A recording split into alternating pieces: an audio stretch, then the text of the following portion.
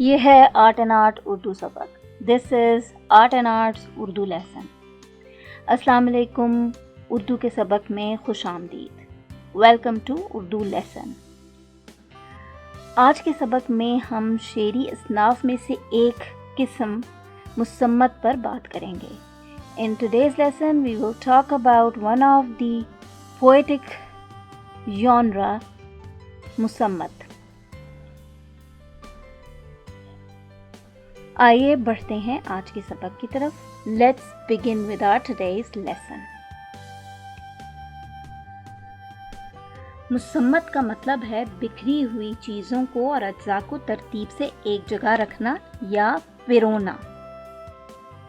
شعری اصطلاح میں یعنی پوئٹیکل ٹرم میں اس سے مراد ایسی نظم ہے جو حیت یعنی اسٹرکچر کے اعتبار سے مختلف بندوں یعنی ڈفرینٹ سٹینزاز پر مشتمل ہو.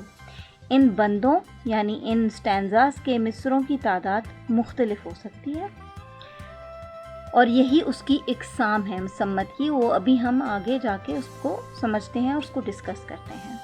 لیکن اس کی شرط یہ ہے کہ پہلے مصروں کی جو تعداد ہم مقرر کر لیتے ہیں یعنی 3 4 5 یا 6 جتنے مصرے بھی ہم نے ایک بند کے کرنے ہیں آخر تک اس کی پابندی کی جاتی ہے. یعنی اس پوری نظم اس پوری پوئٹری میں اس پوری شاعری میں اس کی پابندی کی جاتی ہے. آئیے اب مصمت کی اقسام دیکھتے ہیں.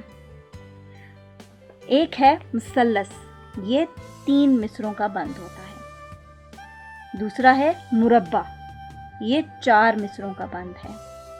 ایک ہے تیسرا ہے مخمس، یہ 5 مصروں کا بند ہے. چوتھا ہے مسدس، یہ 6 مصروں کے بند کو کہتے ہیں. پانچواں ہے مصبہ، یہ 7 مصروں کا بند ہے. چھٹا ہے مسمن، یہ 8 مصروں کا بند ہے. ساتواں ہے متصع، یہ 9 مصروں کے بند کو کہتے ہیں. اور 8واں ہے معشر، یہ 10 مصروں کے بند کو کہتے ہیں.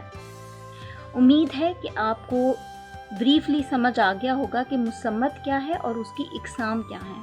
اور اگر آپ سے ایک سوال کیا جائے گا کہ مسدس، مخمس، مربع وغیرہ کیا ہیں تو آپ اس کا آسانی سے جواب دے سکیں گے اور سمجھ سکیں گے. یہیں پر آج کے سبق کا اختتام ہوتا ہے. This is the end of our today's lesson. میں آپ سے ملوں گی اگلے سبق میں. I will meet with you in next lesson. تب تک کے لیے take care of yourself. اللہ حافظ.